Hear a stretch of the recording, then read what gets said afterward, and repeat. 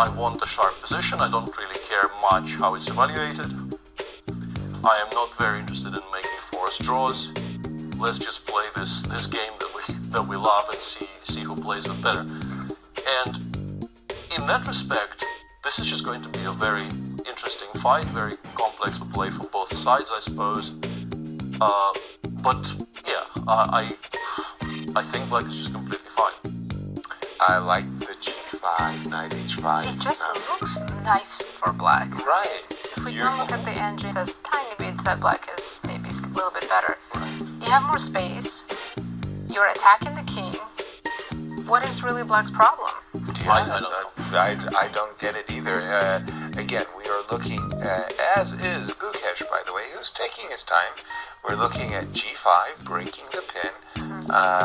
Very natural move, bishop to g3. Knight to h5, threatening not only to capture the bishop, but also preparing to occupy the great outpost. We understand from Peter why we have to play the move king h1 in order to recapture on g3 with a pawn, and to do that we have to get out of the bishop. Then we see the move queen f6, and we're thinking to ourselves, well, black is the one who is developing all of his pieces, and then the University of Southern California football plan of student body right. You put everything towards the king's side, and you say, I'm going to overwhelm you with a preponderance of people. And you put your knight on g6 and the knight on f4, as Peter was saying, and then h5, h4. Eventually h5, h4 comes back on the agenda for sure. And from White's point of view, why did I sign up for this? Somebody tell me. But on the other hand, Nodirbek has hour 32. He has clearly analyzed this before, so we'll see what he knows. Two great rivals, or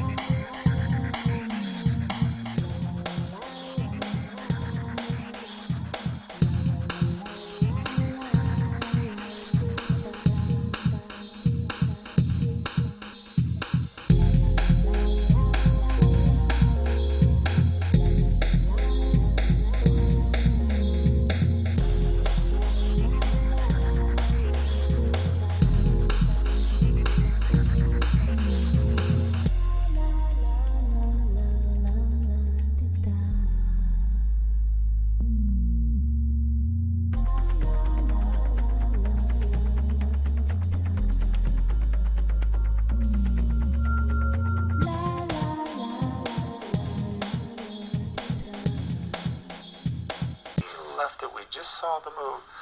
Rook f8, queen e4, So he allowed f5. f5. But Yeah. I'm guessing now, he now wants it's to play going to d6. fizzle, yeah. On d6 you can take queen d6. So like d6? Yeah. I had d6. I was going to take the queen. I was going to take. But once queen takes d6, Yeah, so now you probably play d6 is still a draw. Queen d6, like we take on d6, we take on e4. We're not going to lose that position either. But wait a minute. Isn't there a rook hanging? yeah, you can play queen c2, like we'll go rook a7, rook e6, queen h4. There will be some counterplay. Queen h4. Yeah, there's some Apologies. jumps available now. I was thinking, I'm just nicely collecting the pawn for free. Queen h4, very important. And Yeah, there's something. A 4 queen g3 or queen f4 check and something. yeah. I wasn't just absorbing the pawn for free. Yeah. Okay. Still, this game appears to be headed towards a draw. Fabi, towards a draw. I'm going to go back to our tournament, Debbie, and I force the draw. Yeah, I'm very much on board with this type of thinking. I've done this many a time in my career. I recognize the thought pattern very well. Very well. I've been there, done that. Nice. Very familiar to me. The players on the clock times looks More than 10 minutes for both their I fans. think Fabi is done with this game. I think Also- his decision to go rook f7 and not king e1 is him just trying to get all the pieces off the board. After rook e3 he'll go rook g7, knight g7, knight d3, knight f5, right. and everything will come off.